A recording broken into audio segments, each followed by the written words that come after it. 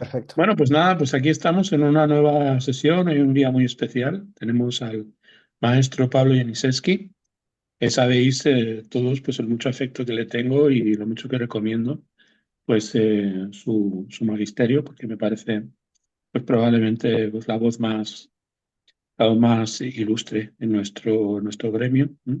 Yo creo que no solamente es el mejor o de los mejores astrólogos tradicionales que tenemos en nuestro círculo, sino que probablemente lo sea en términos absolutos, ¿no? Y sobre todo es que estamos aquí, pues en Internet muchas veces viendo a ver qué es lo que aparece, si tenemos la suerte de volver a tener pues a un Abu Mazar o un Masalah, ¿de acuerdo? Pues vemos como en general pues el nivel no es el nivel ni mucho menos que ofrece Pablo, ¿no? En todas sus aportaciones.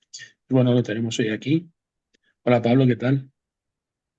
Muy contento estoy, pues, de volver a Logos Astrológicos, encantadísimo como siempre, y aprecio mucho además el cariño que me tienen por acá, así es que para mí siempre va a ser un agrado volver una vez más. Muy bien, estoy encantado. Vamos a hablar además de un tema que sé que para ambos pues es muy entrañable, es el tema de la astrología navideña, ¿no? La astrología Navidad. Es un momento para los astrólogos pues muy señalado, porque en realidad yo soy de parecer de que lo que se celebra realmente en la Navidad, bueno, aparte del nacimiento del Redentor, nuestro Señor, que es un momento histórico pues realmente crucial, es un parteaguas en la historia de la civilización en todos los sentidos. También se celebra el hecho de que los seres humanos podemos leer los signos de los cielos, ¿no?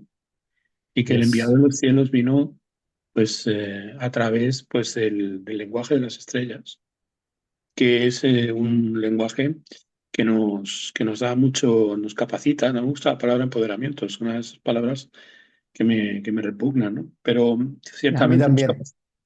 Es una palabra que me despierta cierto cringe, ¿no? Pero bueno, que nos capacita, es decir, que nos da una visión completamente diferente, mucho más libre, ¿m? Si cabe la palabra emplearla en este sentido, pues nos habla acerca de lo que los seres humanos no nacemos ni libres ni iguales.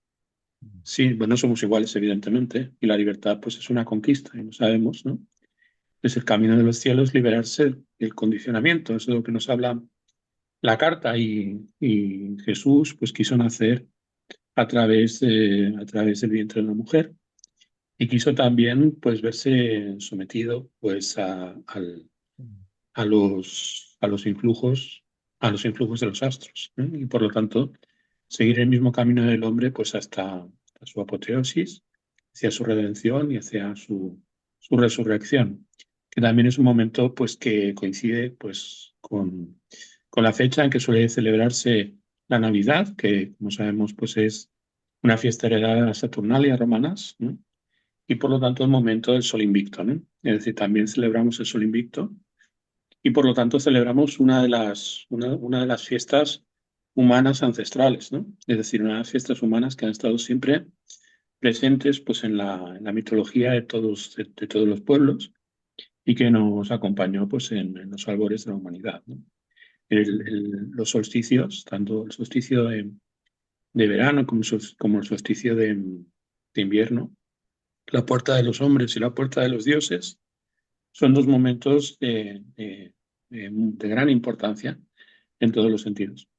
Entonces, bueno, pues voy a cederte la palabra que nos hables un poco acerca de ello, Pablo.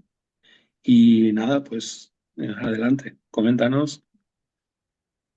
Bueno, el tema de hoy es en torno a la estrella de Belén y, y los magos de Oriente, que siempre fue una imagen, yo lo he comentado en más de algún canal o programa por allí, siempre fue la imagen, podríamos decir, arquetípica incluso, que me motivó desde niño a meterme en el mundo de la astrología.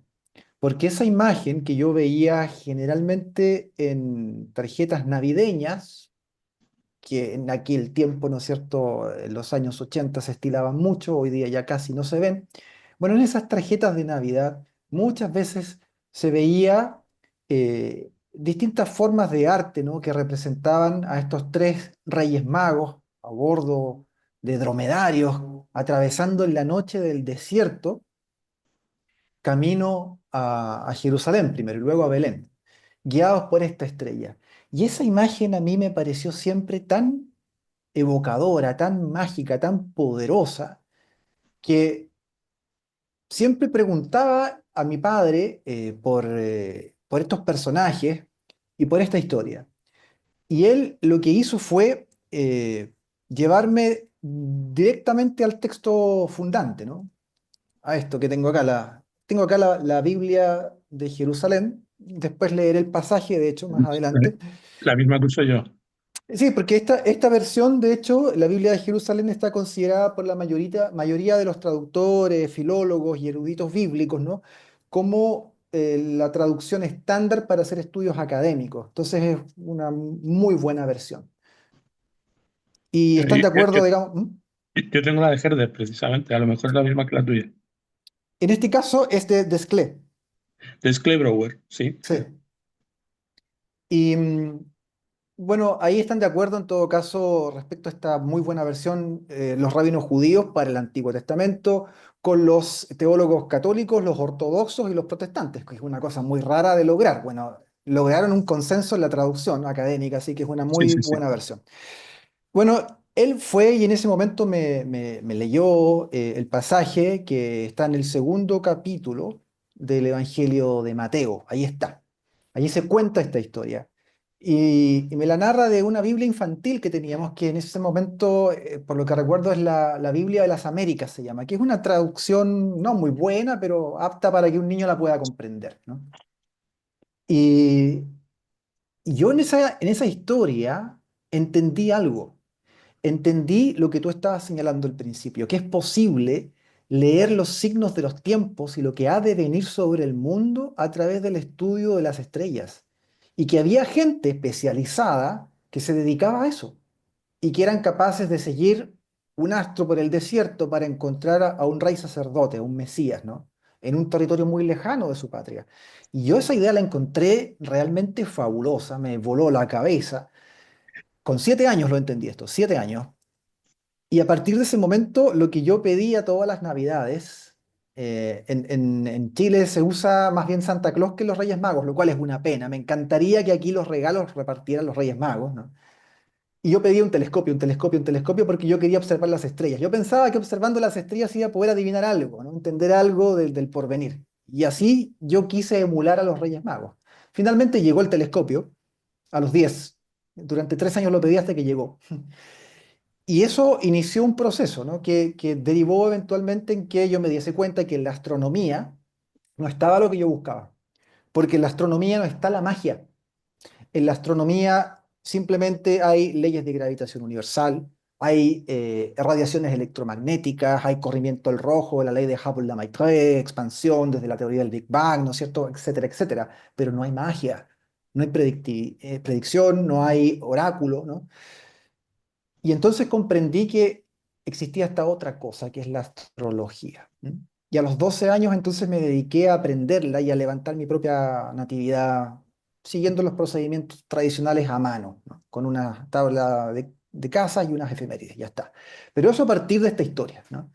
Y entonces empecé a investigar desde muy temprano y a empaparme de la realidad histórica y cultural de estos personajes, ¿no? Y por lo tanto empecé a investigar algunas cosas. Bueno, vamos a leer entonces de la Biblia de Jerusalén el Evangelio según San Mateo, capítulo segundo, ¿no? Donde está esta narración. Vamos a ir desde el primer versículo hasta el versículo número 12. No es tanto. Dice así: Nacido Jesús en Belén de Judea, en tiempos del rey Herodes, unos magos que venían del oriente se presentaron en Jerusalén diciendo: ¿Dónde está el rey de los judíos que ha nacido? Pues vimos su estrella en el oriente y hemos venido a adorarle. Al oírlo, el rey Herodes se sobresaltó y con él toda Jerusalén. Convocando a todos los sumos sacerdotes y escribas del pueblo, les preguntaba dónde había de nacer el Cristo. Ellos le dijeron: en Belén de Judea, porque así está escrito por el profeta, se refiere a Isaías acá. Y tú, Ahí está. Belén, tierra de Judá, no eres, no la menor entre los principales clanes de Judá, porque de ti saldrá un caudillo que apacentará a mi pueblo Israel. Entonces Herodes llamó aparte a los magos y por sus datos precisó el tiempo de la aparición de la estrella. Después, enviándolos a Belén, les dijo, id e indagad cuidadosamente sobre ese niño, y cuando le encontréis, comunicádmelo para ir también yo a adorarle. Ellos, después de oír al rey, se pusieron en camino, y he aquí que la estrella que habían visto en el oriente iba delante de ellos, esto es muy importante, iba delante de ellos, hasta que llegó y se detuvo encima del lugar donde estaba el niño. Al ver la estrella, se llenaron de inmensa alegría. Entraron en la casa, vieron al niño con María su madre, y postrándose le adoraron. Abrieron luego sus cofres y le ofrecieron dones de oro, incienso y mirra. Y avisados en sueños de que no volvieran a Herodes, se retiraron a su país por otro camino. Esa es la historia que me, me permitió entender qué es lo que era la astrología, ¿no? Pues bien, hay varias maneras de aproximarse a esta historia. Vamos a tratar de entenderla desde dos vertientes que son complementarias. Primero, la cuestión histórica, cultural, para entender quiénes eran estos reyes magos, y después la cuestión astrológica, para entender el asunto de la estrella de Belén. Resulta que esta narración también existe, pero con un poco más de detalles, en algunos de los evangelios apócrifos, ¿no? Particularmente hay dos que interesan. Está el El de la Evangelio, infancia, el el de de la la infancia, infancia, ese es uno, pero ese es menos el interesante nacimiento de María también creo. también. Pero el que resulta más importante de todos porque tiene mayor cantidad de detalles y es el más antiguo además de todos, es el llamado Evangelio arameo del pseudo Mateo, ¿sí? Que está escrito en arameo, de hecho. Complementariamente también el que mencionabas, ¿no? Que es el Evangelio árabe de la infancia de Jesús, ¿no? Y el Evangelio de María, ¿no? Que son evangelios árabes, ¿no? Son posteriores, pero se basan en gran medida en lo que recogen de narraciones orales del Evangelio de Mateo, el canónico, y de del Evangelio arameo, ¿no?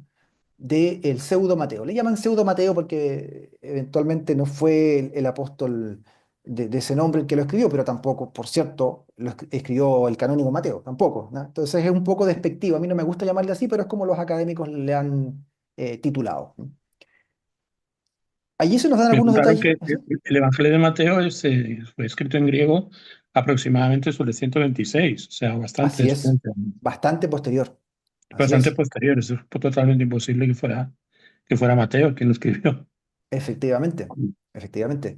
Y en el fondo ellos recogen tradiciones orales, ¿no? Que se fueron transmitiendo de boca a oído y que hablaban de una historia que curiosamente no aparece ni en Marcos, ni en Lucas, ni en Juan, solamente en Mateo.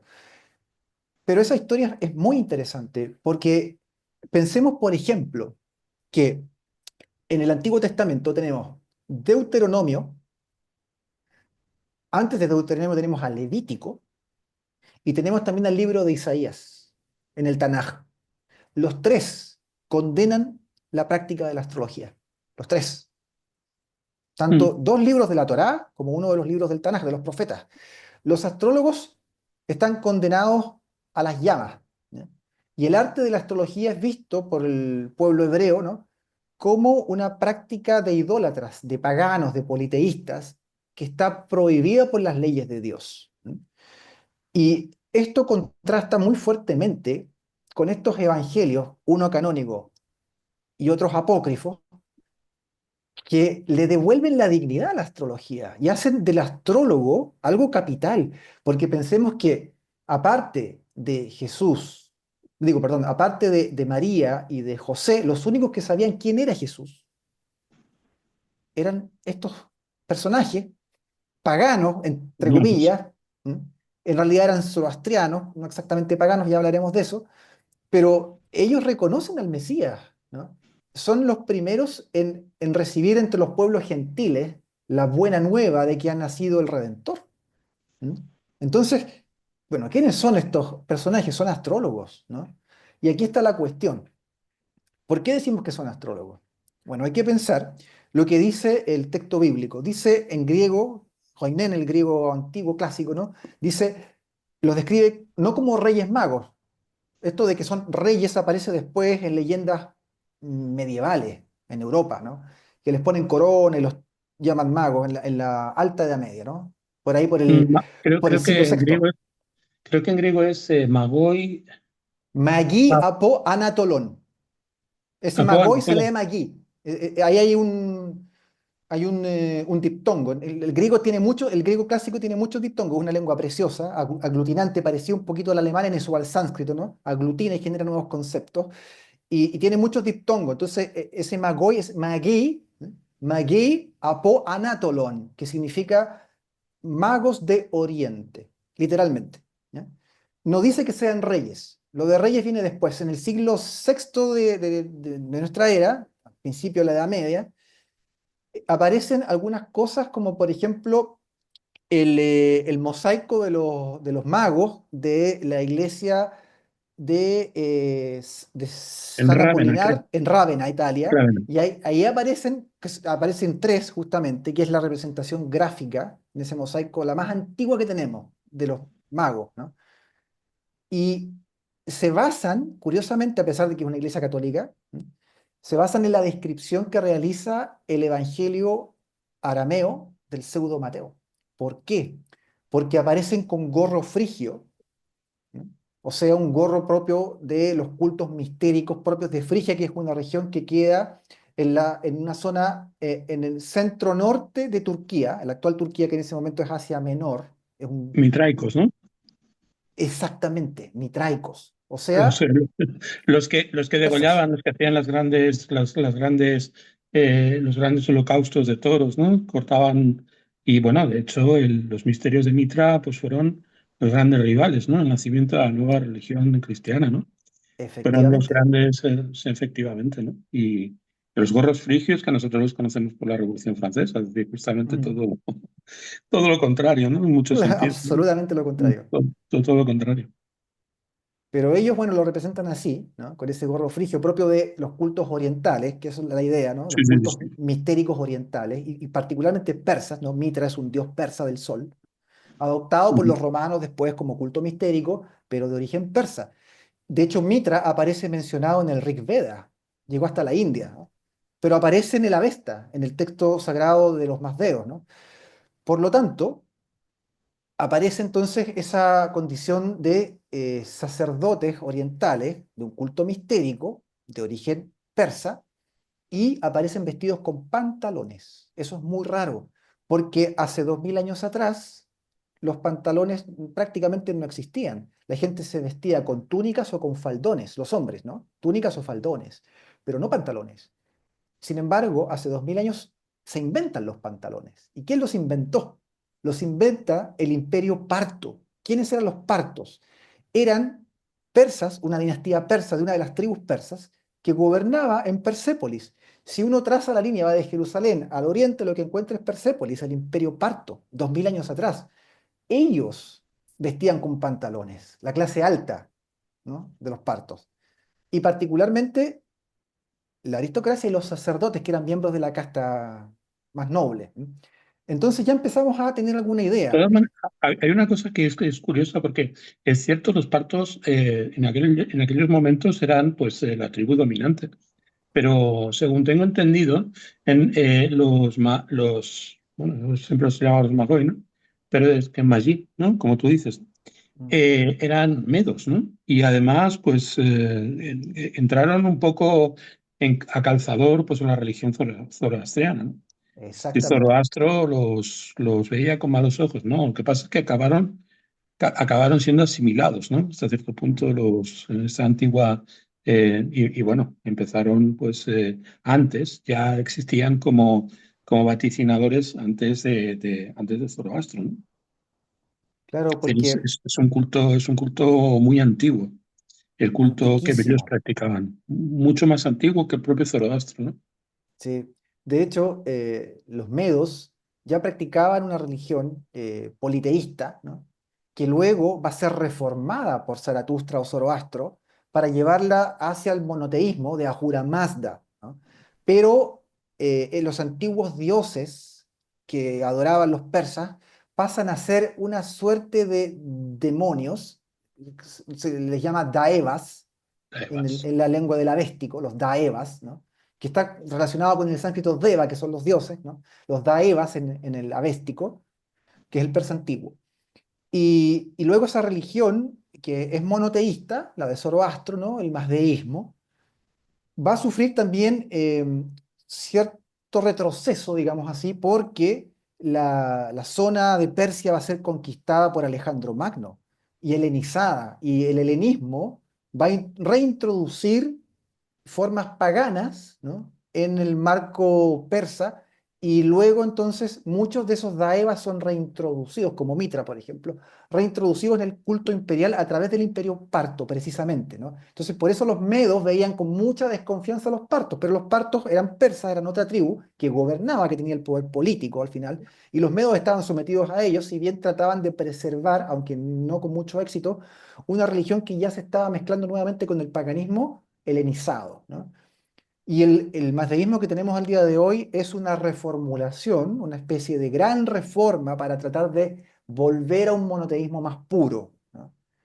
Pero en esa época, debido a esta mezcolanza que se produjo en el imperio parto, los sacerdotes zoroastrianos que servían al imperio tenían que practicar algunas cosas con las que ganarse la vida, y entre ellas estaba la astrología. Y en esta época, los sacerdotes persas, mazdeístas, pero de este mazdeísmo helenizado, habían recibido la astrología horoscópica que se había formado unos 120 años antes, ¿no? En el siglo segundo antes de Cristo, de manos griegas por las invasiones de Alejandro Magno y todo lo que quedó ahí del helenismo posterior, ¿no? En los siglos siguientes, y entonces practicaban astrología abiertamente, y el imperio, digamos, les pagaba un mecenazgo a los sacerdotes para que hicieran vaticinios y pronósticos respecto a la nación, al imperio, que convenían obviamente al Estado, ¿no? O a los intereses de la aristocracia. Entonces, el mosaico de la iglesia de San Apolinar en Rávena muestra eso, muestra estos personajes, pero muy en consonancia con lo que dice el Evangelio arameo del pseudo Mateo, que los sitúa claramente como sacerdotes persas. ¿Y por qué lo hace? Porque la palabra magí en el griego clásico no es lo que entendemos hoy día por un mago. Hoy pensamos en un mago dos cosas. Pensamos que el mago es alguien que tiene poderes mágicos, que hace hechizos, ¿no es cierto? O bien pensamos en un prestidigitador o un ilusionista de salón, que hace trucos para engañar a la audiencia, hacerle creer que sucede algo que en realidad no está ocurriendo, ¿no? Pero ni lo uno ni lo otro corresponde al concepto de magí. Hace 2000 años un magí es algo muy específico. Los griegos le llaman así al sacerdote zoroastriano que viene de Persia. ¿Por qué? Porque la palabra griega magí proviene a su vez de una deformación del avéstico, de la lengua persa antigua. ¿Cuál palabra? Maga, que significa sacerdote. Y a su vez, cuando hablaban, digamos, del ejercicio espiritual del sacerdocio, decían Magaban. Magadan, Magadan, efectivamente, sí, sí, sí. Entonces, Magaban es el sacerdocio o el poder espiritual del sacerdote, y Maga es el sacerdote zoroastriano del culto de Ahura Mazda, que en ese momento en el Imperio Parto ejerce la astrología. Entonces, Magía Anatolones, magos, sacerdotes zoroastrianos del Oriente. Cuando uno traza la línea, digamos, en paralelo al Ecuador, desde Jerusalén o desde Judea hacia el Oriente, lo primero que nos vamos a encontrar saliéndonos de Israel es Persia. Está clarísimo quiénes son, ¿no? Sí, sí, Entonces, sí. esa gente que practicaba la astrología vio algo en los cielos. Y ahí está la pregunta clave. Bueno, ¿qué fue lo que vieron?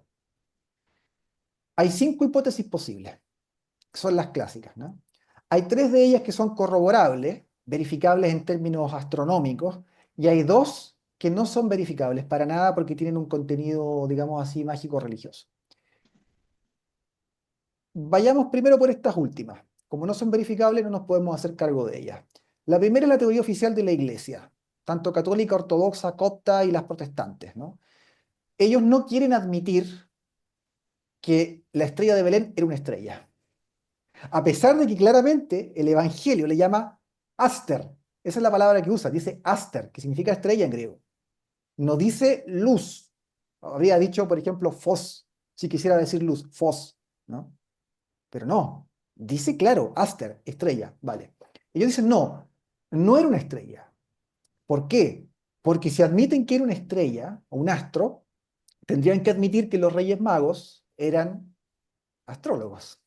Y no quieren hacerlo porque sería admitir que el Evangelio, como efectivamente lo está haciendo, ¿ah? Promueve el ejercicio astrológico para encontrar al Redentor del mundo, lo cual teológicamente no queda muy bien porque ellos querían mantener cierta sintonía con lo que el Antiguo Testamento promovía, que era la condena de la astrología. Además que los primeros siglos de la astrología, digamos los primeros 5 a 6 siglos, ¿no? Fueron de especial dureza contra los astrólogos, porque una vez que se produce el edicto de Milán en el 380 después de Cristo y se obliga al bautismo de todo el Imperio Romano, los astrólogos generalmente eran hombres ancianos, ¿no? Se requería cierto nivel de sabiduría, fueron desnudados, encadenados en Roma, en Constantinopla, los arrastraban en procesión con grilletes por las calles y les iban dando latigazos mientras les quemaban los libros en la biblioteca, ¿no? Para que no siguieran practicando estas artes del demonio. Por esa razón, la iglesia dice, no, no es una estrella, no es un astro, es una aparición sobrenatural. Esa es la primera teoría. Que se trata de una aparición, una suerte de manifestación divina, podría ser del Espíritu Santo, ¿no? Que fungía como astro sin serlo. Algo que se apareció en los cielos o en la atmósfera, no lo sé, y que de alguna manera logró engañar a estos hombres, no sé, les hizo creer que tenían que seguirla por alguna razón. Bueno, haciéndonos cargo de esto, hay que decir una cosa.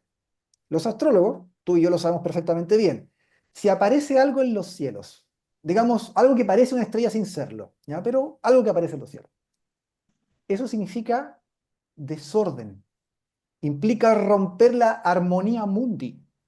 Y nosotros, los astrólogos, cuando vemos algo como una nova, por ejemplo, no lo vamos a interpretar como el advenimiento del Redentor, ¿no? Sí podemos interpretarlo como el advenimiento de una nueva era, de alguna ruptura con algo anterior y el inicio de algo nuevo, sí, pero no en el sentido de algo positivo, porque eso que está apareciendo allí implica una crisis, una ruptura, implica algo realmente más bien desastroso, porque está generando caos en el cosmos, desorden en el orden. Pero evidentemente una manifestación sobrenatural que parece estrella sin serlo, eh, por parte de estos magos, ¿no? No podría ser entonces interpretada de la forma en que lo hicieron, para que luego la siguieran hasta Judea. No tiene mucho sentido, ¿no? La segunda hipótesis no corroborable es la de que se trataba de una nave extraterrestre. Uno lo lee habitualmente en algunos libros o en fuentes de internet. Tampoco es corroborable, digamos, no tenemos cómo astronómicamente ver si había ahí un ovni, ¿no? Más allá de que la ufología pueda resultar un campo interesante, últimamente han estado apareciendo algunas confesiones del Pentágono, ¿no? Es un tema con el que no podemos meternos porque tampoco pareciera muy serio, digamos, que un ovni guió a los Reyes Magos hasta Belén. Pero luego tenemos las tres hipótesis plausibles desde el punto de vista astronómico. Uno, que fue un cometa. Dos, que fue una supernova. O tres, que fue una gran conjunción. Si fuese un cometa, tenemos el mismo problema que con una aparición sobrenatural, como una nova, ¿no? Y es que los cometas son maléficos. De nuevo implican desorden, caos y lo que anuncian generalmente son hambrunas, pestes, guerras, ¿no es cierto? Gran destrucción, sequías, ese tipo de fenómenos. A veces incluso el fin de un imperio. Los cometas Pero no... ¿Mm? siempre con catástrofes naturales. Es decir, normalmente Terremotos, cuando aparecen los grandes cometas, por ejemplo, tenemos el Halley, ¿no? Que coincidió de acuerdo pues, con uno de los grandes accidentes de los que han puesto pues, a Occidente pues, así en es, peligro, ¿no? Por ejemplo, Ucrania, Chernóbil, en ¿no? Ucrania. Y siempre pues traen precisamente eso, traen pues acontecimientos pues que son accidentes en realidad y grandes catástrofes de la naturaleza, ¿no? Y los tenemos, o Maher-Levi, por ejemplo, también trajo en su momento, pues también, pues terribles acontecimientos, ¿no? Y otros muchos, ¿no? Hemos tenido muchos en los últimos tiempos. Por lo tanto, nuestros queridos magos de Oriente no podrían haber esperado a un Mesías con eso. Así que está descartado el cometa por todos lados. Tampoco hay evidencia astronómica de que se haya aparecido un cometa hace 2000 años, o al menos no hay registro histórico de aquello. La segunda hipótesis, una supernova. Aparece de pronto una estrella muy brillante en el cielo, fruto de la explosión, ¿no es cierto?, de una estrella supermasiva, de una supergigante roja. Cuando acaba el combustible de hidrógeno y helio central, se expande y de pronto colapsa, porque se acaba el proceso de fusión nuclear, colapsa sobre sí misma y luego estalla en mil pedazos, y eso se puede ver incluso como una estrella muy, muy brillante a plena luz del día. Si aparece algo así nuevamente, es un quiebre, como por ejemplo la famosa supernova del año 1054 que anunció el gran cisma de Oriente y Occidente. La iglesia se parte en dos y nunca más vuelve a estar unida, ¿no? Los católicos por un lado, los ortodoxos o bizantinos por el otro, ¿no? Ese tipo de cosas significan, en términos religiosos, ya que estamos hablando de esto, cismas, rupturas, quiebres, ¿no? La caída de un régimen, pero no el advenimiento de un gran, como lo queramos ver, la encarnación divina para los cristianos, o un gran Mesías y un gran maestro espiritual para otros, como por ejemplo es el caso de los musulmanes, que lo ven como un gran profeta, ¿no? No como el Hijo de Dios, pero como un gran profeta. No, no, no es eso lo que anunciaría una supernova. Pero el tercer caso ya es distinto, ahí ya es muy distinto. Porque si nosotros pensamos, ¿no? ¿Qué puede haber ocurrido en las proximidades, digamos, de hace 2000 años? Nos encontramos con un fenómeno muy interesante. Y es que Johannes Kepler, en el siglo XVII, comienzo del XVII, rescató un evento astrológico muy importante que él consideraba la natividad de Cristo. Eso es cuestionable, pero en realidad más bien me parece la carta de un evento a nivel de astrología mundana, en donde se produce efectivamente la gran conjunción Júpiter-Saturno, pero es la gran conjunción con paralelo. ¿Mm? Y esa gran conjunción con paralelo marcó una diferencia enorme en la historia, es evidente. Se produjo, de hecho, en el, en el último decanato de Piscis, y que sea una gran conjunción con paralelo significa que en el cielo llegaron a compartir no Sí, solo tres veces. y La tres famosa veces, triple conjunción. Se exacto, juntaron tres veces y además en una de ellas estaban la una encima de la otra.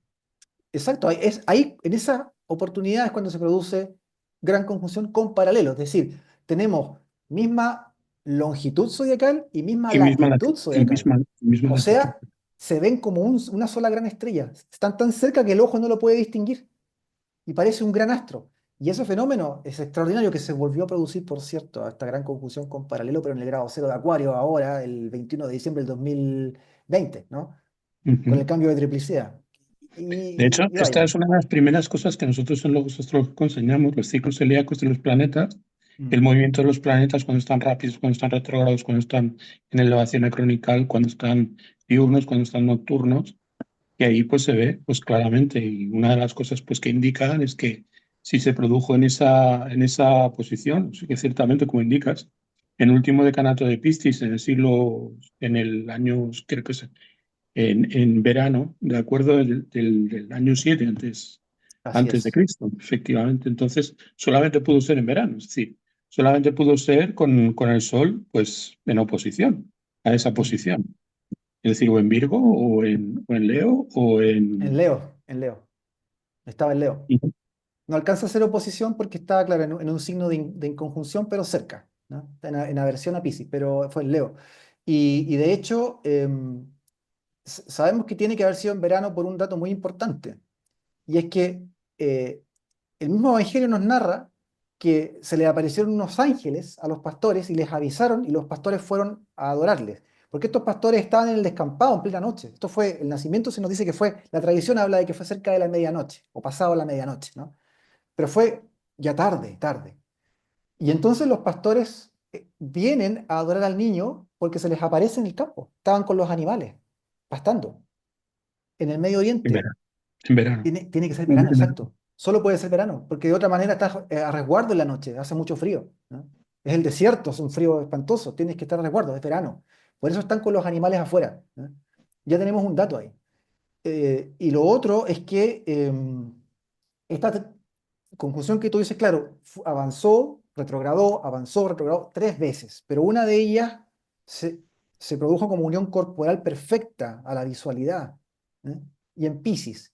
¿Qué representa Piscis desde el punto de vista de las signaturas geográficas? Bueno, Piscis representa a Judea, a los territorios del norte de Israel, donde está Belén, Belén de Judá. Entonces, estos astrólogos persas ya sabían que el advenimiento de un rey Mesías iba a producirse en Judea, en esa zona. Hacia allá viajaron, al poniente donde ellos estaban situados. Piscis, sabemos que es un signo de religión, misticismo. Es un signo sacrificial, además, de víctima sacrificial. Dame un momento, Pablo, vengo en un Ujú. segundo que. Un segundo, dame solamente un Dale, segundo.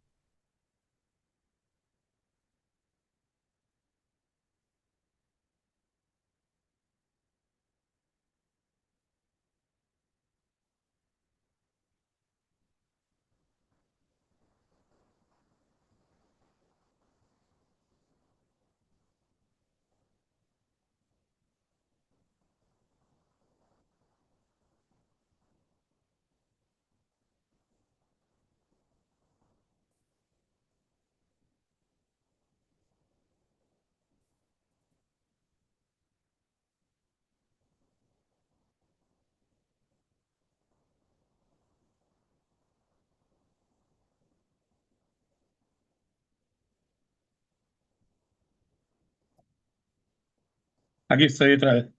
vale. Muy bien. Te Tenía decía miedo de que. que... ¿Mm? Sí, sí. Dime, dime. No, te decía que bueno, Piscis es un signo sacrificial, ¿no es cierto?, vinculado con la religión, con la devoción, con la fe, ¿no?, con el misticismo y con Judea. Júpiter domiciliado allí, ¿no?, representa a la realeza y al sacerdocio y está en conjunción con Saturno, que es muerto sacrificio. Voy a compartir acá, de hecho, la carta que rescata Kepler, ¿no? Johannes Kepler, de las leyes del movimiento planetario. Ahí la deberíamos estar viendo. Y que tiene otra cualidad muy especial, y es que todos los planetas, excepto Saturno, están en su respectivo domicilio. Todos.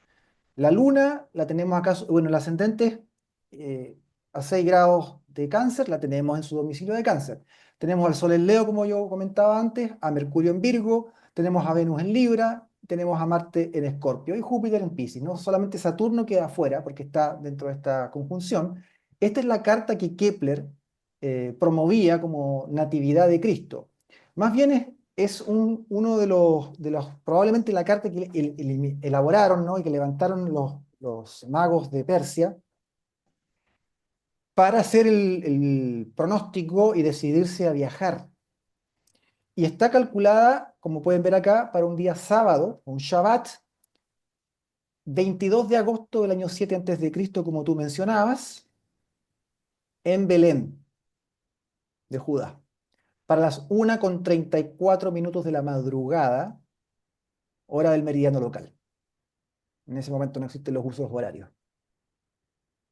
¿Por qué está calculada para ese momento? Bueno, justamente para que aparezca esta conjunción, aquí van los dos retrógrados en Piscis, en lo alto, ¿no?, En el meridiano. aplicándose al Conjunción al meridiano. meridiano, claro, lógico.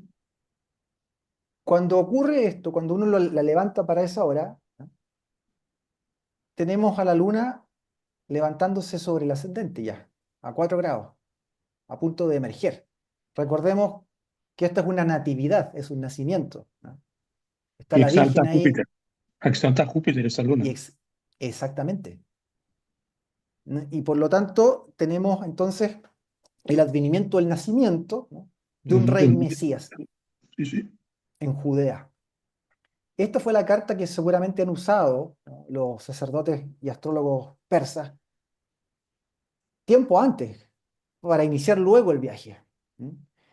Nos dice acá el Evangelio, como yo lo leí, que ellos no llegan al pesebre que en ese momento es una cueva, porque en el Medio Oriente son cuevas, no son, digamos, estructuras de madera como se las representa en Occidente, sino como lo muestran los iconos de las iglesias orientales, es una caverna donde están, ¿no? Cosa que nos recuerda el mito mitraico, ¿no? El nacimiento de Mitra en la caverna, y los mitreum que están debajo, ¿no es cierto?, como cavidades subterráneas esculpidas para los iniciados.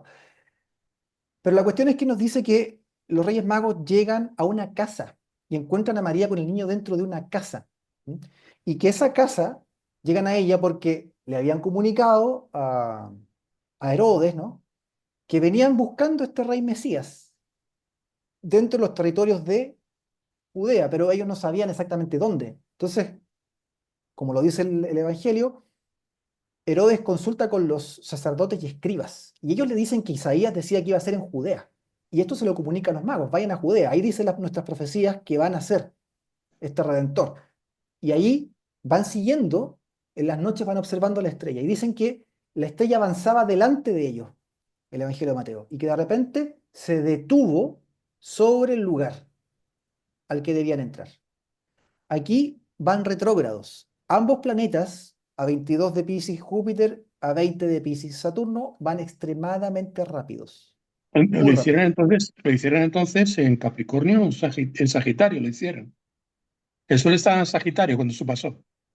Vamos a verlo, vamos a verlo. Van avanzando muy rápido y luego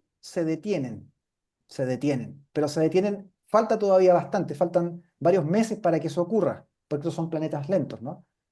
Y entonces llega el momento de la Epifanía, que es este otro, ¿ya? La Epifanía en Belén, el 18 de diciembre, Sagitario, Sol en Sagitario. efectivamente, Sol en Claro, Sagitario. porque los dos planetas se encuentran en un trígono inferior. Sol se encuentra en posición superior, por lo tanto se encuentran estacionarios para ponerse directos. Así Ya es. por última vez, además. Y aquí Saturno ha adelantado y ha dejado atrás, digo, perdón, Júpiter ha adelantado y dejado atrás a un Saturno que aún retrograda, no, ya no retrograda, ya estaba directo, pero cuando lo hace, va a retrogradar, va más rápido, y aquí se vuelve estacionario, como nos lo indica justamente esta S que vemos debajo, ¿no? Correcto. Aquí Júpiter está estacionario los 20 grados ya en Aries, ¿no?, sobre el meridiano, en conjunción al medio cielo. Este momento es el 18 de diciembre. El 18 de diciembre del año 6 después de Cristo. Ya han pasado varios meses, ¿no? Han pasado un año 4 meses, de hecho, un año 4 meses. Este es el momento de la Epifanía. Entonces es cuando, después de estar retrogradando y hacer esta serie de conjunciones, un año 4 meses después, se vuelve estacionario Júpiter, y entonces esta estrella, Júpiter, ¿no?, que es la verdadera estrella de Belén, marca el punto en donde ellos tienen que encontrar al Mesías y entran en la casa. Es un procedimiento casi como es muy adivinatorio, casi como de horaria, aunque en este momento no existe la horaria todavía, ¿no? Y hacen entonces la entrega de los presentes, oro, incienso y mirra, ¿no? Y oro por la realeza, incienso por el sacerdocio y mirra por la humanidad, ¿no? Recordemos que con mirra se ungía a los Se difuntos, ¿no?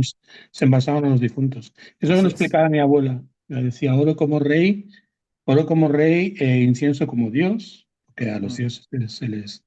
Y mirra por el hombre, porque el hombre, pues, ella hablaba de la resurrección de la carne, ¿no?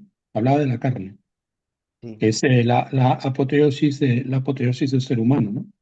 Lo que representa la carne. Es algo muy interesante que luego descubrí, que también lo comentaba efectivamente. la carne, ¿no? La carne. Entonces vamos a resucitar en la carne, va a ser la gloria del hombre, la gloria del Hijo del Hombre. Mm. Bueno, esta detención, esta condición estacionaria de Júpiter en lo alto, cortando el meridiano local, ocurre entonces ese 18 de diciembre a las 19:39 hora del meridiano local en Belén. Y aquí tenemos entonces las dos cartas que son relevantes, ¿no?, para el asunto, como indicadores de lo que había de venir sobre el mundo, que es el inicio de una nueva civilización, porque no es solo una religión, es una nueva civilización. Esto va a transformar incluso al Imperio Romano, que había crucificado a este hombre, y va a generar la concepción de un nuevo mundo que es Occidente, el Occidente judeocristiano. También es relevante mencionar que todo este proceso coincide, cuando decíamos un año, 4 meses, ¿no?, entre que parten del viaje al menos o calculan la carta en Persia y terminan llegando a Belén, implica los 2 años, más o menos, un poco menos, ¿no?, pero los 2 años que exigía Herodes para matar a los niños, a los inocentes. Porque de los magos había averiguado, ¿no?, que ellos habían visto la estrella en Oriente tiempo antes. En este caso, por lo que estamos calculando acá, un año, 4 meses antes de llegar donde Herodes. Y entonces dijo, ok, vayan y sacrifiquen a todos los niños que han nacido en Belén, que tengan de 2 años para abajo, justamente por El, esta razón. ¿Mm? el punto es que eso llena 3 años en realidad, porque nosotros tenemos cuando está a posición, luego un año y 4 meses antes, y luego un año y 4 meses antes, porque también hubo otro trígono, ¿no? Claro. En el fondo estamos viendo La, acá la, no la visi- carta de la- la momento. visión, la visión, el nacimiento y el reconocimiento, las tres Eso es. conjunción. Eso es. Más Y entonces, astronómicamente calza perfectamente, o sea, es decir, calza perfectamente. sí, es realmente increíble. Y por lo tanto aquí no estamos viendo, como sostenía Kepler, ¿no?, una natividad, una carta natal. No estamos viendo el mapa de un evento, sino más bien dos mapas de un proceso, ¿no?, que hay que entenderlo esto en movimiento. Es un proceso astrológico que está ocurriendo. Y al entender el movimiento, entonces, se empieza a comprender también por qué existe luego el error de cálculo. ¿Por qué es el 7 antes de Cristo o en la Epifanía el 6 antes de Cristo y por qué no el año 1? Porque aquí hay otro asunto, ¿no?, que es entender, bueno, ¿por qué se dice que Jesús de Nazaret nació el 25 de diciembre del año 1? Bueno, aquí la cuestión es un poco más complicada porque implica una serie de errores históricos. La primera cuestión es que eh, antes de que los árabes trajeran desde la India el número cero, no existía esa idea, ese concepto en Occidente. No estaba. Por eso no existe el año cero. Existe el año uno y antes el -1 o el uno antes de Cristo, pero no el año cero.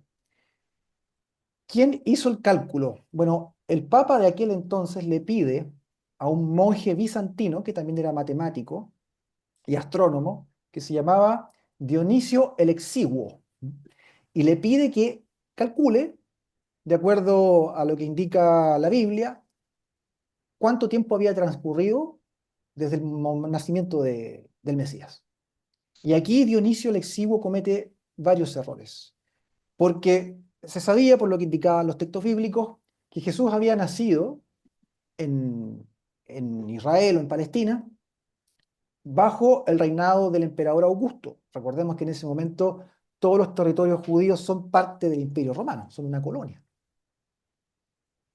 Pero bueno, Dionisio el Exiguo calcula cuándo comienza el gobierno de este emperador Augusto, César Augusto, pero con un error de 4 años. ¿Por qué? Porque César Augusto en realidad comenzó a gobernar 4 años antes, pero con otro nombre, con su nombre de nacimiento, que era Octavio. Octavio, Y me luego se parece cambia el tremendo. nombre. Ahí también otro punto que puede haber contribuido al error, que es los dos censos de Quirino, ¿no? Que se dieron entre el 2 y el 1 Mm. antes de Cristo, ¿no? Y ahí vamos sumando errores. Tenemos ya que el número cero no existe, ahí hay un año ya, que está perdido. Sí, Tenemos los censos, tenemos los 4 años del emperador César Augusto, que en realidad gobernó como Octavio antes, ¿no? También se perdieron sí. esos 4 años. Y tenemos los 2 años o un año y medio, ¿m?, por el tema de cuándo parten finalmente los magos y cuándo encuentran al niño. No, no llegan al nacimiento como pretendía el cálculo de Dionisio el Exiguo, que llegan al pesebre, no, no llegan al pesebre. Llegan en realidad más de un año, 4 meses después, ¿m? Con atraso, cuando ya el niño ha crecido un poco, y llegan a una casa, la casa de José y María. Entonces se van sumando todos esos años y al final terminamos con 7 años, o 6 años, según si queramos calcular la Epifanía, de margen de error. ¿No? Eso es lo primero. Entonces, realmente lo del año uno no viene a cuento, pero ya está por tradición, y está bien.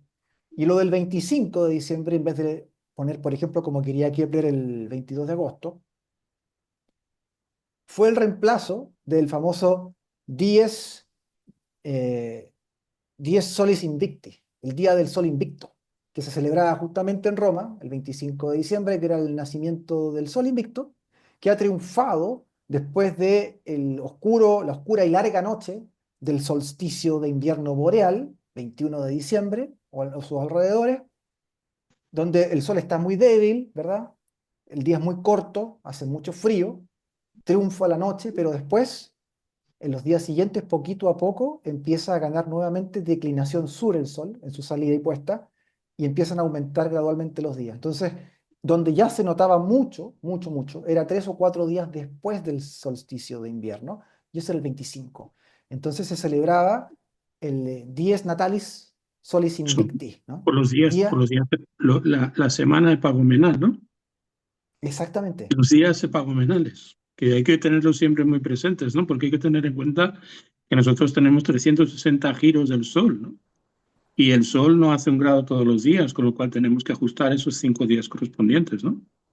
Entonces, en aquella Efectivamente. época no se ajustaban como nos ajustamos nosotros con años bisiestos, sino con días epagomenales, ¿no? En días que eran días de fiesta, donde estaba todo suspendido, ¿no? En donde se alternaban durante los días anteriores y los días posteriores los roles sociales, ¿no? Mm. Y claro, Dionisio Exiguo hace este cálculo en el siglo séptimo. ¿Ya? Y en ese momento están usando además el calendario juliano, que ya contiene errores, justamente porque a diferencia del gregoriano, va acumulando días en que se van perdiendo en el fondo horas y días, ¿no? Porque realmente la traslación de la Tierra alrededor del Sol no es exactamente de 365 días y 6 horas. En realidad es de 5 horas con algunos minutos y segundos. Y eso va generando un desajuste, ¿no? Entonces hay también otro problema, el calendario juliano para calcular el día de la Natividad de Cristo. Pero bueno, la cuestión es que los cristianos finalmente ya habiendo triunfado y cristianizado el imperio deciden sobreponer la Navidad encima de la fiesta del Sol Invicto de Roma. Y a continuación, evidentemente, de lo que comenzaba el 17 de diciembre de todos los años, que son las famosas fiestas de las Saturnales, ¿no? Porque del 17 al 24 era las Saturnales y del 25 el Día del Sol Invicto. Día que además celebraban con especial intensidad los mitraístas, justamente por el vínculo del Sol con Mitra. Había que Mitra además desplazar, era una deva que estaba relacionada con los compromisos, ¿no?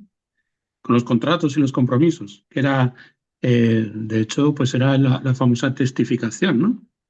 Sobre Mitra, ¿no? Que eso es lo que llamamos y luego pues nos han quedado los testículos como o la palabra testículo como vestigio, ¿no? De esa de esos rituales, ¿no? De esa liturgia, de hecho. ¿Mm? efectivamente. Ujú. Y bueno, pues ahí es donde coinciden tantos elementos en nuestra iconografía, el hecho de la Navidad, el solsticio de invierno, ¿no? ¿Mm? Y en la Navidad, de todas maneras, se preservan, como es evidente, un montón de elementos que provienen del mundo pagano, eh, partiendo por el árbol de Navidad, que es una cuestión germánico-nórdica, es el Yggdrasil, ¿no? O el Irsund, ¿no? Que es este árbol de la vida de los pueblos nórdicos, donde habitaban los distintos niveles de dioses, ¿no? y de seres divinos. Ellos, o sea, generalmente, para festejar el fin del invierno, después del solsticio y el aumento, bueno, en realidad el comienzo, pero el fin realmente de la oscuridad y el comienzo gradual del sol que aumentaba su duración. En diciembre acostumbraban a adornar con manzanas u otros frutos un abeto, una rama de abeto cortada que la plantaban a la entrada de las casas, ¿no? O al centro del pueblo, de los poblados. Eso es pagano, y lo tenemos. Eh, el hecho de que al final Cristo mismo, ¿no?, sea una figura que es la luz de la vida, ¿no es cierto? Cristo es la luz. Cristo es el sol de la salvación. Es una forma de amalgama simbólica del mismo arquetipo que está de fondo, que es el mismo Mitra, ¿no?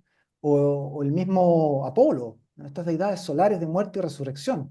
Lo encontramos transversalmente en muchas culturas, el mismo Dionisio, ¿no es cierto? O, o el culto de Atis, la zona O el oriental. Fravarsi, por poner un ejemplo. Exactamente, de El los sol persas. alado, el sol alado, ¿no? La figura del sol alado que es nuestro emblema, ¿no? Del oficio. Ujú. Y Cristo lo encarna también, simbólicamente, ¿no? O Ujú. los cristianos dirían, hace histórico aquello que antes solo era mito, como que estaba prefigurado, decían los padres de la iglesia, prefigurado en los mitos paganos. Entonces, Clemente de Alejandría o Orígenes lo sostienen. Entonces, el cristianismo y la Navidad en particular son una amalgama de elementos provenientes del mundo judío, evidentemente, pero también del mundo griego-romano, del mundo persa, como hemos estado viendo.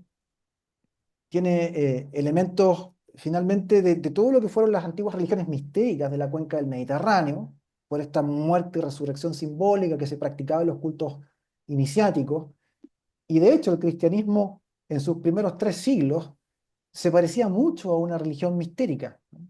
Es más, existía la figura de los catecúmenos. O sea, cuando alguien quería bautizarse, no era que llegaba y se bautizaba, no se bautizaban bebés, de hecho, al principio se bautizaban personas adultas, después de un proceso que duraba generalmente 2 años de catecumenado, de preparación.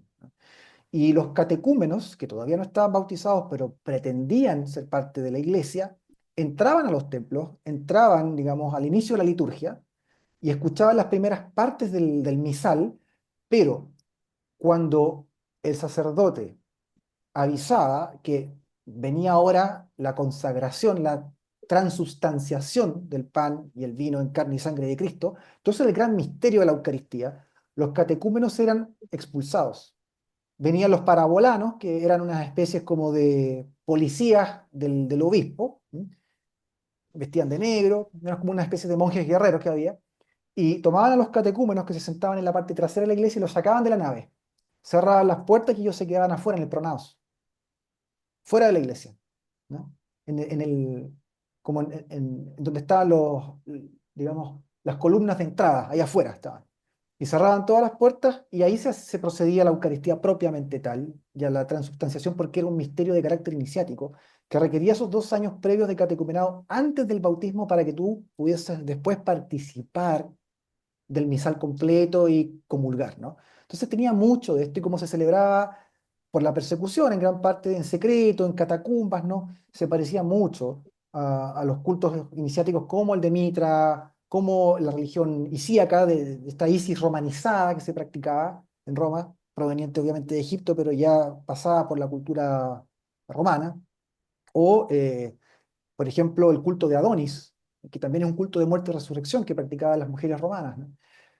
Entonces, el cristianismo, más allá del tema de la fe, también tiene mucho de riqueza cultural cuando entendemos la amalgama que significa. No por nada, Abu Mashar dice, para escándalo de los astrólogos cristianos de la época medieval y renacentista, que el significador natural del cristianismo no es Júpiter, como quieren los europeos, sino Mercurio, justamente porque es una religión de amalgamas, mezcla muchas cosas distintas, elementos dispares provenientes del paganismo, con una base judía indudable, ¿no?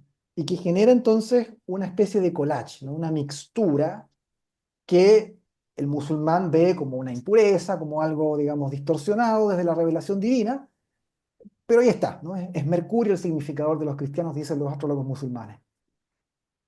obviamente cada uno lleva el agua a su molino y el astrólogo cristiano dice, no, es Júpiter porque a diferencia de el significador del judaísmo, que es Saturno, que es esta religión severa, de la ley mosaica estricta, ¿no? Castigadora, de la ley del talión y de un Dios que es temido, porque incluso elimina a los que adoraron al becerro de oro con rayos desde el Sinaí. Bueno, no es ese Dios temido y castigador del Shabbat, del Sabbat, ¿no?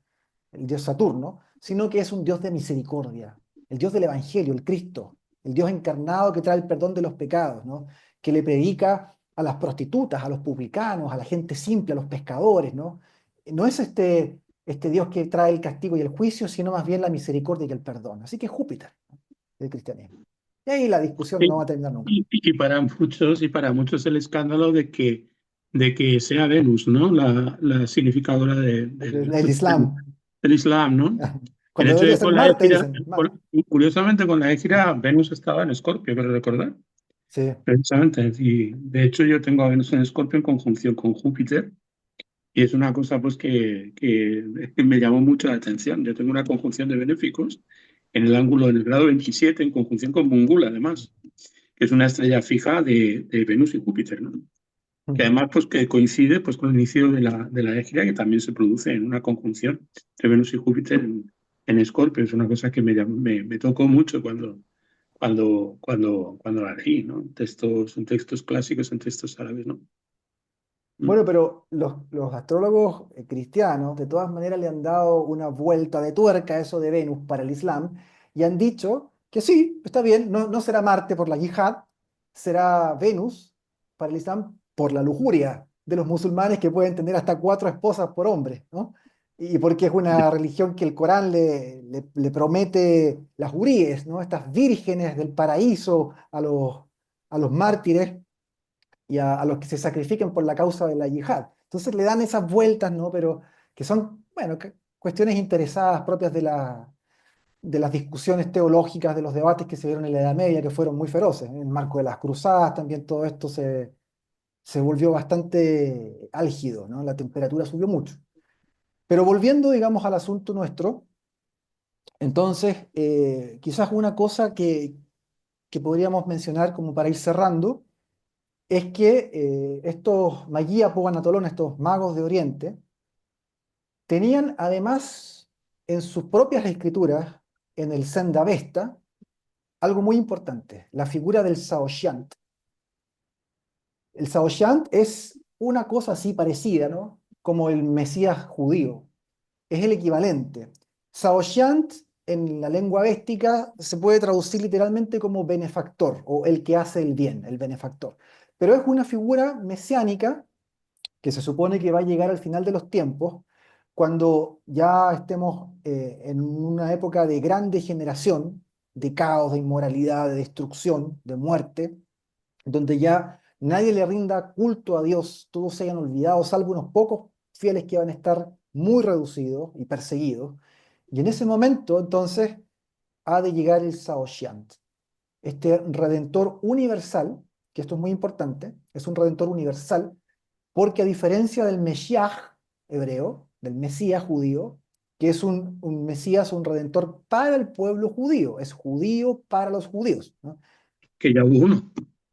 Y hubo varios realmente, y hubo varios, porque por Pero, ejemplo, pero Ciro, por ejemplo, Ciro el Grande, Ciro, ¿no?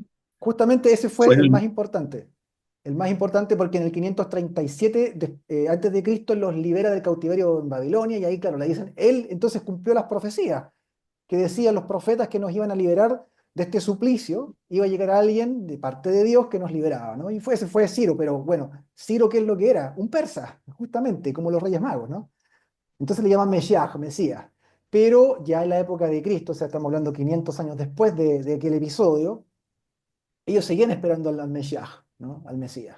Y había varios personajes pululando en Tierra Santa, asegurando que ellos eran el Mesías. Jesús de Nazaret no era el único, ¿no? Por ejemplo, Simón el Mago, que era un gnóstico de, de origen, diríamos hoy día, árabe, ¿no? Samaritano, era samaritano, ¿no?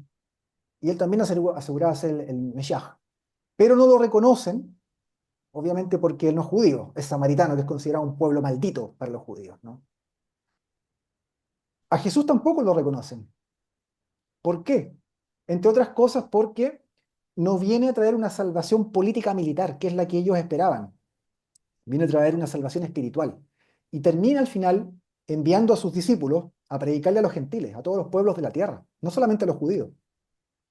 Entonces, en ese sentido, la figura del Cristo se parece mucho más a la figura del Saoshyant Masdeo, que es un salvador universal, es para todos los pueblos, sean masdeístas o no, sigan a Zoroastro o no, versus el Mesías estrictamente judío, que es solamente el redentor del pueblo de Israel, y en un sentido político-militar, porque se suponía hace 2000 años que ese Mesías tenía que liberarlos del yugo romano, liderando una revuelta militar. Tenía que ponerse a la cabeza como general de una revuelta. Estos pensaban sobre todo los celotes, ¿no? La secta de los celotes, para expulsar a los paganos y especialmente al imperio romano de las tierras judías. Y eso no ocurrió, evidentemente porque el mensaje de Cristo es un mensaje de redención interior y espiritual, ¿no? Y, Ya. y Le salió católico, ¿no? Cthulhu significa para todos, ¿no? Significa universal. claro, Holos, católicos universal. sí, Holos, eh, todos, la purificación para todos, ¿no? Mm. Demasiado universal. Y bueno, el Saoshyant, mencionado en las escrituras de los Mazdeos, ¿no? Es un redentor universal para todos los pueblos, para todas las lenguas, para todas las razas. Ellos conocían eso porque eran sacerdotes mazdeístas. Entonces, la hipótesis que quiero plantear es que probablemente ellos, viendo este signo en el cielo, ¿no? De la gran conjunción Júpiter-Saturno en Piscis, parten sí buscando, digamos, al Mesías.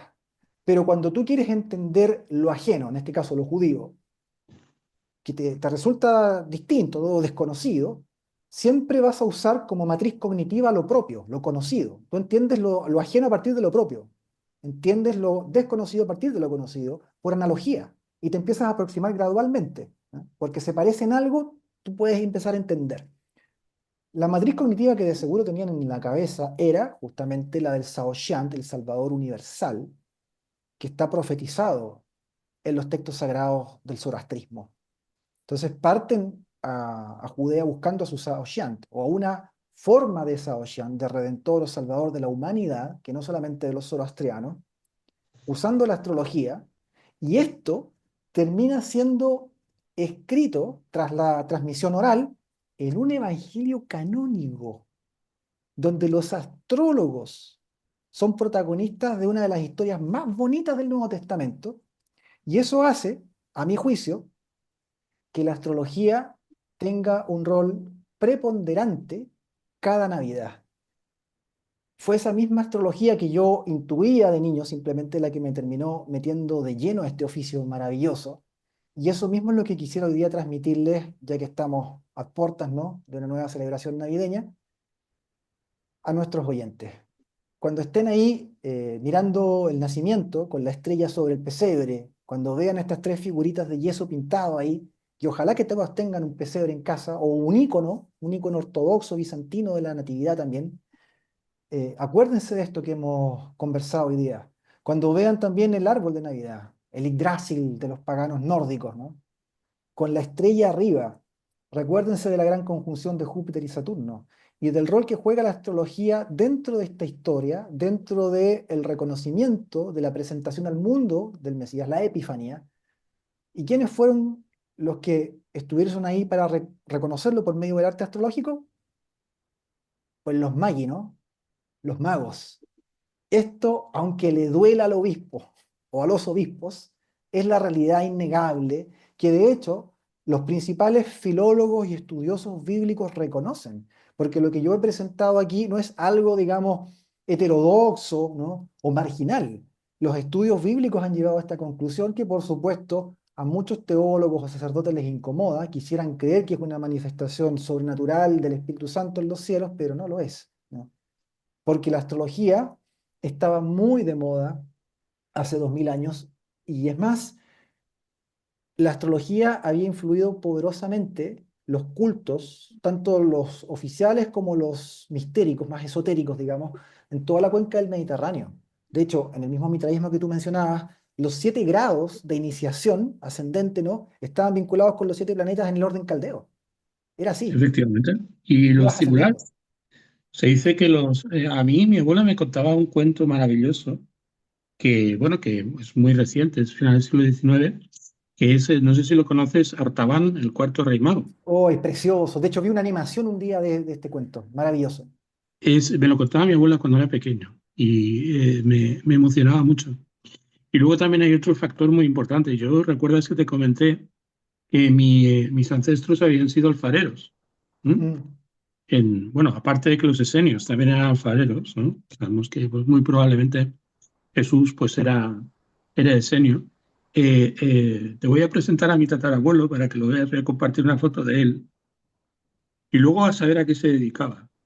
Y mira, aquí lo tienes, a ver. Este señor que nació en el año 1854, murió en el año 1924, aquí vemos pintando una de sus maravillosas obras. Él era alfarero, pero se dedicaba a hacer belenes napolitanos. Qué ¿Y a que no belleza. adivinas? ¿A que no adivinas cuál era su especialidad? Los Reyes Magos. Los Reyes Magos. Y mira qué piezas que actualmente son consideradas verdaderas joyas, valen miles de euros, esas figuritas que él hacía con arcilla. Te voy a presentar algunas de sus obras. Aquí hay una de ellas, como puedes comentar. Precioso. Este es un camello, es el camello del rey Gaspar. De Mm. hecho, aquí aparece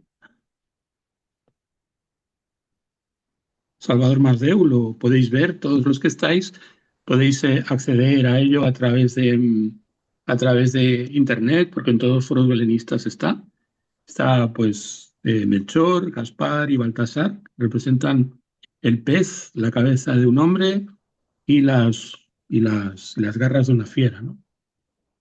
Mm. Representados por cada uno de ellos. Hacía belenes napolitanos. Y Qué también, pues, maravilla. sí, la verdad es que son una auténtica preciosidad.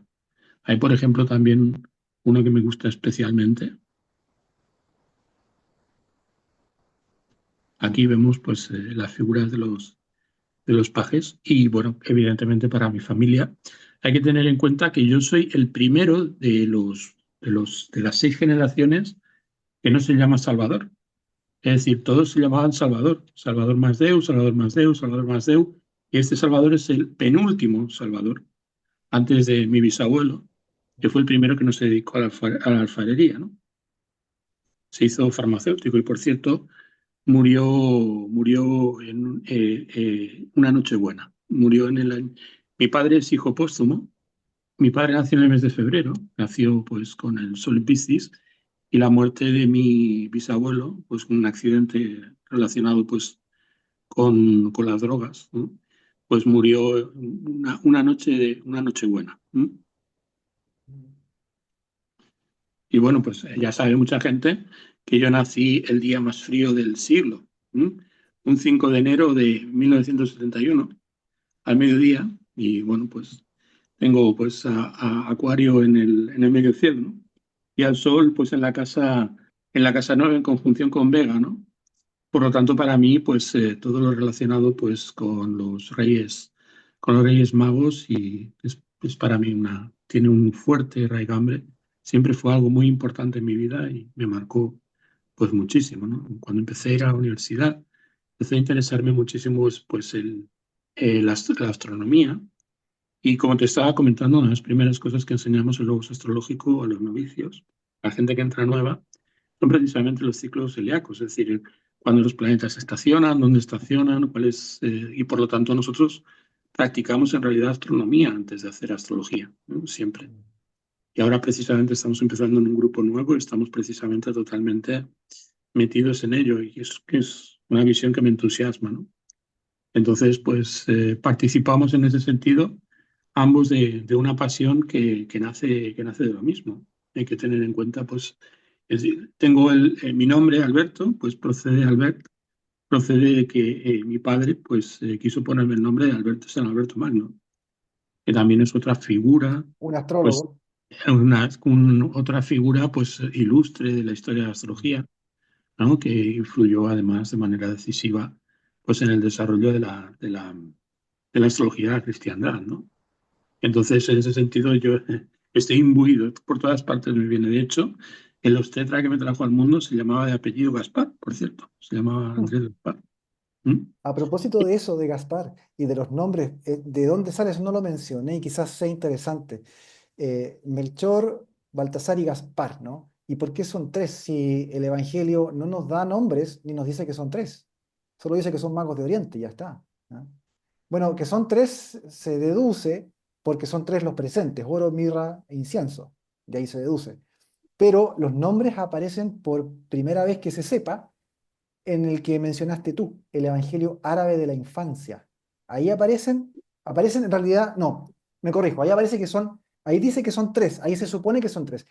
Los nombres aparecen por primera vez después en el Evangelio armenio de la infancia, ahí sí, en el Evangelio armenio, que es posterior. Sabemos que Armenia fue el primer reino en cristianizarse, antes que Roma, y allí se escribió un Bueno, Evangelio. los etíopes también. Los También es muy antiguo, etíopes, que pero Eritrea también fueron de los primeros, los herederos de la reina de Saba. Luego los sabianos fueron los últimos, ¿no? Los mm, sabianos de Harrán fueron los últimos que se rindieron al animismo, ¿no? Que rindieron al animismo, ¿no? sí. Mm. Y bueno, ahí en la iglesia copta también, ¿no?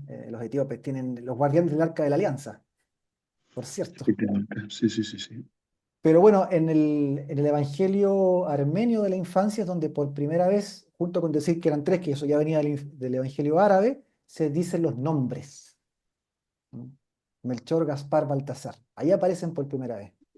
Y eso se transforma luego en tradición oral, porque a pesar de que son evangelios apócrifos todos ellos, la iglesia recogió esas tradiciones y las incorporó.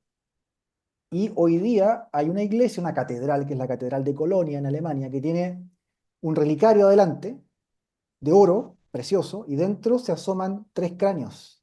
Y se supone que esos tres cráneos son Melchor, Gaspar y Baltasar, que luego, dice la narración oral, tras reconocer al Mesías, entregarle sus presentes y devolverse a Persia, con el tiempo terminaron convirtiéndose en obispos de la iglesia y eventualmente en santos. ¿No? Entonces, están esas tres calaveras ahí, guardadas en el relicario, y como dato curioso, una prestigiosa universidad alemana pidió permiso al obispado de Colonia para tomar muestras, pequeñas muestras de los cráneos y analizarlas con carbono 14 y también con análisis genético del ADN. Y descubrieron dos cosas. Primero, los tres cráneos son justamente de hace 2000 años y además corresponden a hombres de raza indo-irania, indoarios, o sea, de zona y raza persa. Es muy Y curiosa la están, coincidencia. y están en la catedral más grande de la cristiandad. O sea, Colonia es la catedral más grande de la cristiandad. Es que Puede es ser, un... puede no ser, pero el dato igual es curioso. Ujú. Genial. Pues bueno, ha sido la recuperación de una serie de datos y bueno, lo de ver la carta del Redentor, porque al margen de que naciera Jesús en ese día o no, ese día fue un día muy especial. O sea, fue un día realmente pues único, ¿m? En donde lo que se produjo, pues desde luego fue algo que cambió la humanidad.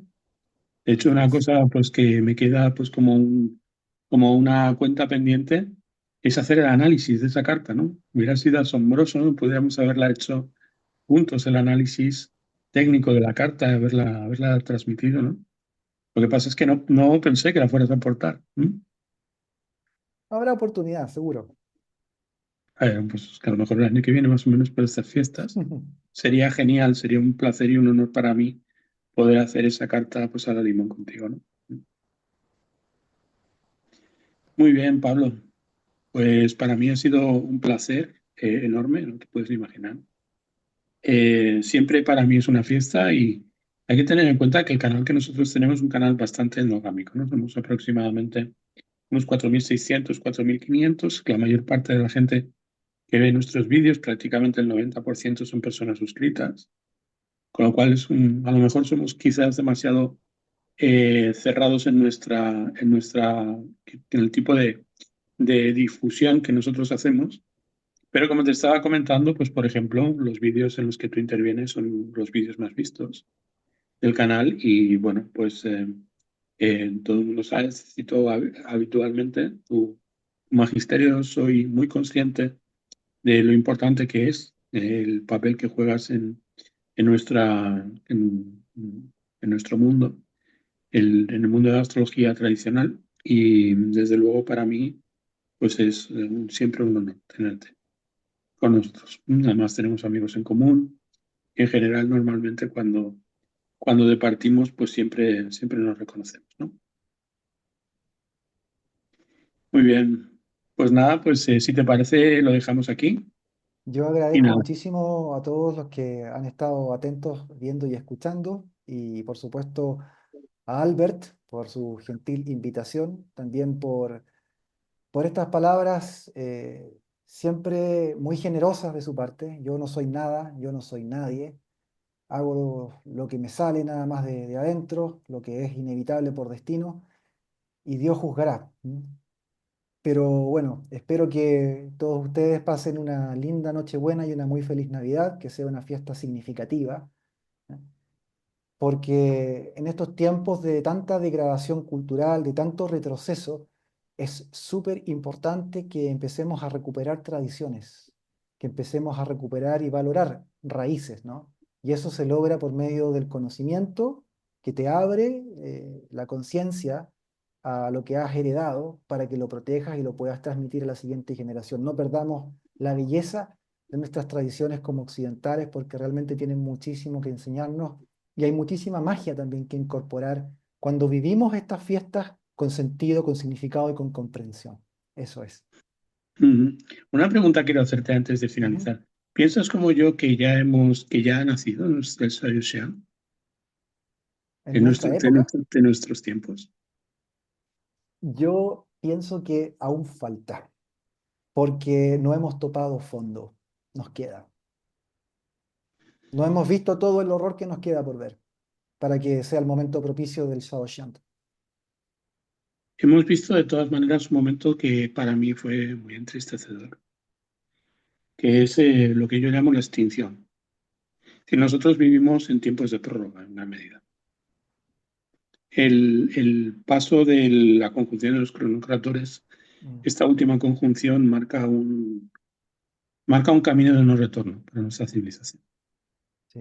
Y nosotros en estos momentos pues somos pues dinosaurios, dinosaurios. Somos personajes que conectamos con otra época, hombres modernos que tratamos de llevar una luz que está llamada a extinguirse según el papel que han jugado pues, nuestros antepasados hasta el momento, ¿no? Mm, Entonces, bueno, la Navidad también es un momento para recordar pues que tenemos mucho a la espalda y que tenemos también una responsabilidad muy grande.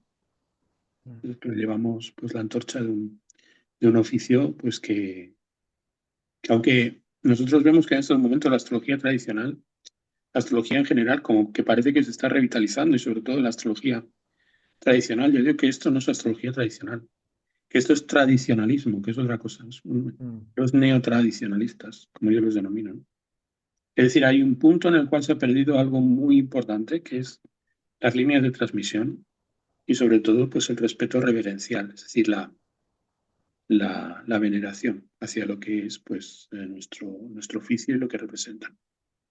Seres consagrados a un principio, a una misión y a una transmisión que es pues muy importante, ¿no? Entonces, bueno, yo sí creo que en gran medida hemos tocado fondo. Lo que pasa es que, mm, claro, que el gato muerto sigue rebotando por las escaleras hasta que llega hasta el final, ¿no? Pensamos que está vivo porque va dando saltos, pero en realidad es que va dando tumbos, ¿no? En gran medida. Y bueno, pues nada, pues un abrazo muy fuerte, Pablo. Salud para ti, para los tuyos.